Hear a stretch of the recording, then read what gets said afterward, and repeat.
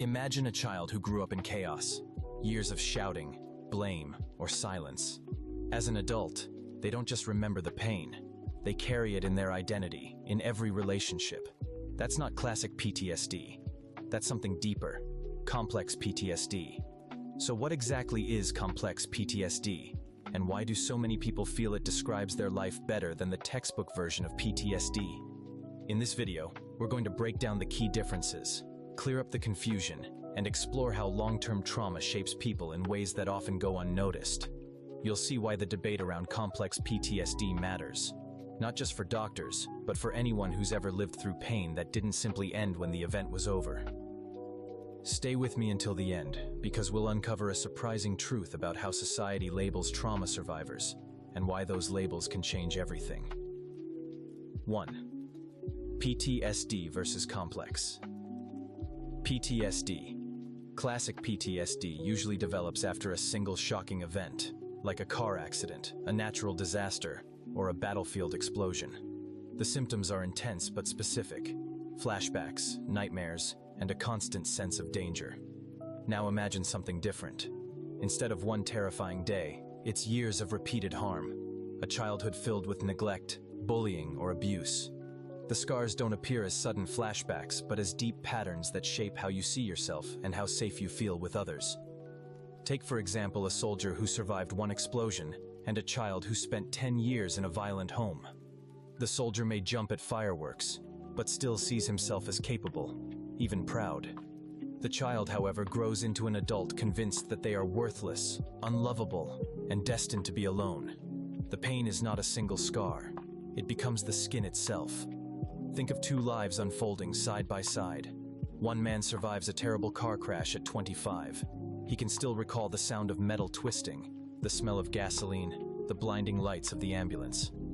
Years later, fireworks on New Year's Eve send his heart racing. But once the noise fades, he can return to work, friends, and family.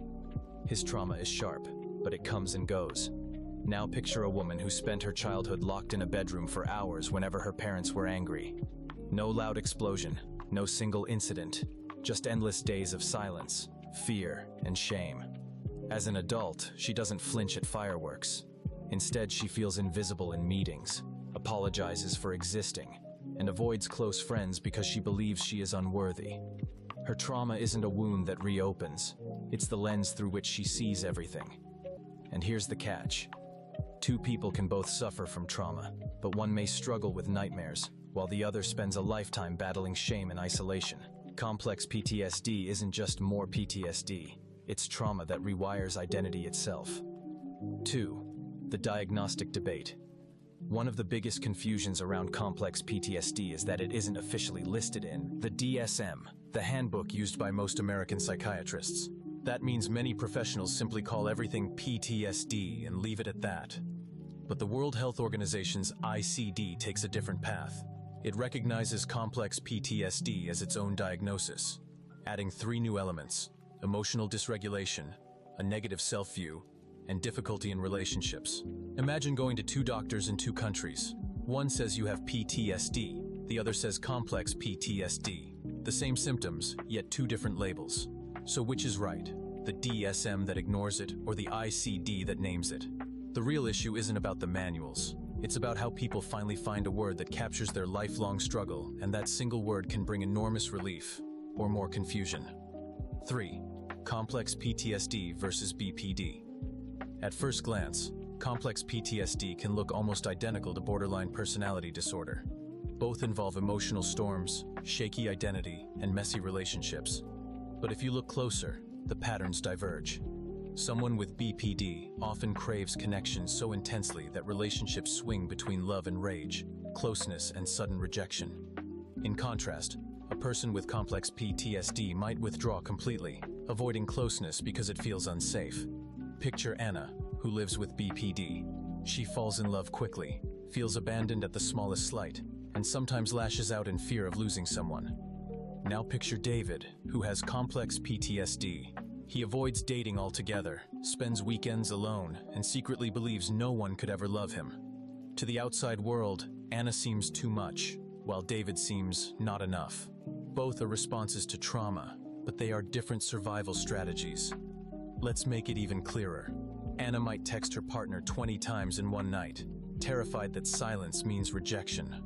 If the partner doesn't respond, anger boils up, and by morning, she swings between begging them to stay and threatening to leave first. It's chaos, exhausting for her and everyone close to her. David reacts differently. He doesn't send messages at all. In fact, he avoids relationships completely. When someone shows interest, he pulls back, convinced that love will only end in pain. Instead of drama, there is absence. Instead of fiery arguments, there is cold distance. Both Anna and David are shaped by trauma. But while one drowns in emotional storms, the other slowly disappears into isolation. And this is where the danger lies.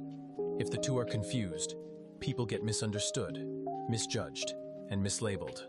While BPD is often seen as instability, complex PTSD is marked by painful stability, being stuck in a negative self-image that rarely shifts. 4. Beyond the mind, body, and dissociation. Complex PTSD doesn't just live in memories. It often shows up in the body and in strange breaks from reality. Many people develop chronic pain, headaches, or stomach issues that doctors can't easily explain. This is called somatoform expression, where the body carries the trauma. Others experience dissociation, zoning out, feeling detached, or even watching life as if from outside themselves. Picture someone sitting in a meeting, smiling on the surface, but mentally gone, floating far away because the stress is too much. These are not random quirks. They are trauma's fingerprints in hidden places. But here's the twist. While PTSD is known for flashbacks, complex PTSD often hides in these invisible symptoms that no one connects to trauma. When trauma becomes long-term, it stops being just a memory of the past. It weaves itself into how the body and mind function every single day. 5. Why recognition matters. Understanding complex PTSD isn't just about labels, it's about dignity. When someone knows there's a name for what they feel, shame can turn into understanding. Think of a man who spent his life believing he was simply broken or too sensitive. The moment he discovers complex PTSD, his story changes. He's not weak, he's a survivor of long-term trauma. And when society learns this too, compassion replaces judgment. Society often mislabels these struggles. The person with BPD might be called toxic or too dramatic. The one with complex PTSD might be labeled lazy, antisocial, or unmotivated. These words stick like glue, adding insult to injury. Imagine David at work. He avoids after-hours gatherings, stays quiet in meetings, and seems detached. Colleagues whisper that he's unfriendly, maybe even arrogant. What they don't see is a man fighting to silence an inner voice that says, "You don't belong here." And this is why recognition matters, because when we shift the story from blame to understanding, dignity replaces judgment. Naming complex PTSD doesn't solve the pain, but it shifts the lens. It reminds us that trauma is not just about what happened, but about how it reshaped a life. Complex PTSD is more than just a longer version of PTSD. While classic PTSD often follows a single shocking event, complex PTSD grows from repeated trauma, usually early in life. The DSM may not recognize it, but the ICD does, adding struggles with emotions, identity, and relationships. It overlaps with BPD but differs in crucial ways. Withdrawal instead of chaos, a stable but negative self-image instead of constant shifting. And beyond the mind, trauma seeps into the body and into moments of dissociation. The takeaway: trauma is not only about what happened, it's about how deeply it rewrites the way we live, love, and see ourselves. If this video helped you see trauma in a new light, I'd love to hear your thoughts in the comments. Maybe you've recognized parts of your own story, or maybe it reminded you of someone you care about. Share your perspective. It could help someone else feel less alone. And don't forget to subscribe, because